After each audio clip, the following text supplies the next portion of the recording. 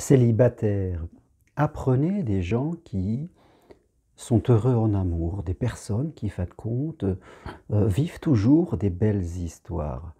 Vous me connaissez, je suis Germain Roncary, psychopraticien de vie sentimentale et j'accompagne les couples et les personnes seules qui désirent rencontrer l'amour. Vous pouvez prendre rendez-vous avec moi à distance de chez vous par Skype, WhatsApp, téléphone.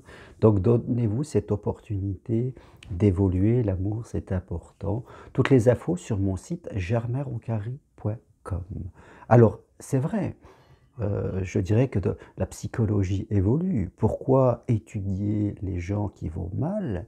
Pour comprendre pourquoi ils vont mal, mais nous pouvons aussi apprendre des gens qui vont mieux. Des gens qui, quelque part, arrivent à atteindre ce que nous désirons vivre en amour. Il y a souvent de grands groupes, des personnes qui vont d'échec en échec et qui ont tendance à se rencontrer en elles, et d'autres personnes qui, pour elles, tout coule, même si elles ont plusieurs histoires d'amour, eh bien, elles arrivent à rebondir, elles arrivent à recommencer. Ça semble facile.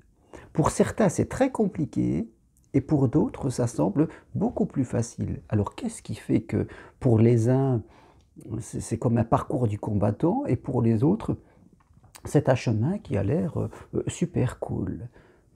Je crois que c'est important d'apprendre de ces personnes. Je pense que les gens qui sont heureux en amour, même s'ils divorcent, même s'ils se séparent, qui savent rebondir et toujours recommencer, ce sont des gens qui sont à peu près bien avec eux-mêmes.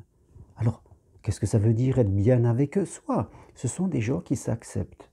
Ils s'acceptent comme ils sont, avec leurs points forts, mais après, avec aussi leur vulnérabilité. Ils ne cherchent pas forcément à se mettre en avant, mais ils ne se mettent pas non plus hors retrait. Donc ce sont des gens qui, voilà, ont une cool attitude et ils ne cherchent pas à pérorer, à se mettre au-dessus, comme je le disais. Donc ils sont bien, et s'ils sont calmes à l'intérieur, plutôt sereins à l'intérieur d'eux de façon normale, je dirais, eh bien, ils attirent la sympathie et à leur contact, on se sent bien. Premier point, c'est que ce sont, comme je le disais, des gens qui sont une relation satisfaisante avec eux. Deuxième point, ce sont des gens qui ont des croyances aussi qui sont plutôt ouvertes, des croyances, je dirais, qui sont connectées avec la réalité de la vie. Hein, ils croient qu'eux, ils méritent l'amour comme tout être humain.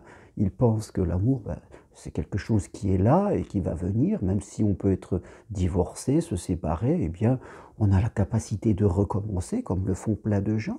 Donc ils ont ces croyances ouvertes, positives, et qui sont connectées avec la réalité de la vie. Ils ne sont pas impactés par des croyances je ne mérite pas, je ne suis pas assez bien, je ne suis pas assez intelligent, de toute façon l'amour ça ne marche pas, tout le monde est en train de mentir, et quelle que soit une histoire, ça finit toujours en échec.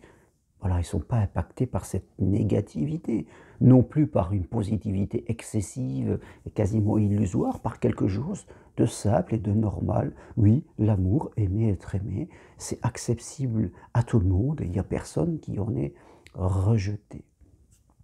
Donc, deuxième point important chez ces gens-là, c'est qu'ils ont de bonnes croyances, des croyances, je dirais, naturelles et qui nous ouvrent à la vie.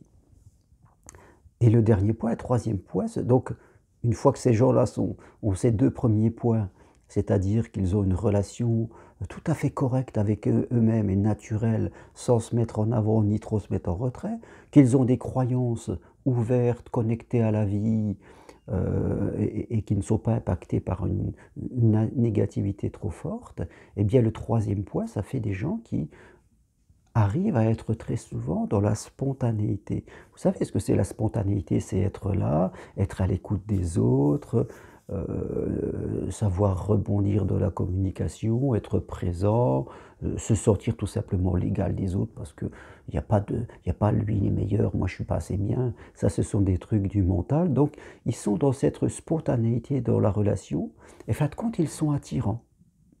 Ils sont attirants parce qu'ils s'acceptent, ils ont des bonnes croyances, ils sont spontanés quand il faut l'être, et ça fait des gens qui sont dans la cool attitude, dans la souplesse. Voilà. Dans leur tête, ils ont des critères, mais des critères sur les valeurs de vie, bien sûr. Quand ils veulent rencontrer quelqu'un, ils ont envie de rencontrer une personne qui, comme eux, sait ce qu'elle veut, qui soit dans l'écoute, dans le partage, dans la liberté. Voilà. Ça, ce sont leurs valeurs. Ils n'ont pas trop de critères physiques, il doit mesurer tant, il doit aimer ça, il doit avoir tant d'argent. Ça, ils s'en foutent, ils se font confiance. Ils ne cherchent pas quelqu'un qui soit le clone d'eux-mêmes. Et je dirais que la différence les attire, parce qu'au fin de compte, on va se faire partager des mondes. Ce sont des personnes qui savent dire oui, qui savent dire non, qui savent dire peut-être. Ils ne sont ni trop gentils, ni trop heureux, ni trop contrôlants. Ils n'aiment pas être contrôlés, donc ils ne vont pas aller contrôler l'autre. Ils savent faire la part des choses entre s'occuper de l'autre, mais aussi s'occuper de soi. Ils sont équilibrés dans le donner et le recevoir. Vous voyez? Ils ne sont plus dans leurs blessures de l'enfance. Souvent des personnes qui sont excessivement gentilles, qui sont excessivement peureuses ou contrôlantes, ce sont des gens qui sont encore dans leurs blessures de l'enfance, avec une non-maîtrise de leurs émotions. Ce sont des personnes inconscientes et qui doivent progresser pour dépasser ces blessures de l'enfance. Donc, mais les gens qui sont heureux, eux, ont dépassé ce stade, ils ont fait la paix avec leur passé, ils l'ont rangé, et ils sont ouverts au présent et à l'avenir avec l'envie de vivre des choses simples, plaisantes et heureuses. Voilà, il faut apprendre de ces personnes qui réussissent, parce que ce sont des professeurs pour vous, pour évoluer dans la relation que vous avez avec vous-même, dans vos croyances, dans votre spontanéité et dans votre façon d'être mieux avec les autres.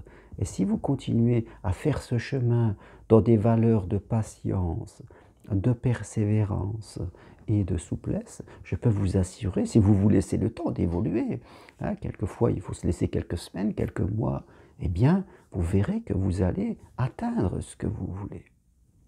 Donc, moi, je suis là si vous avez besoin d'un accompagnant pour vous apporter tout ce qui est nécessaire, mais apprenez des personnes qui sont heureuses en amour.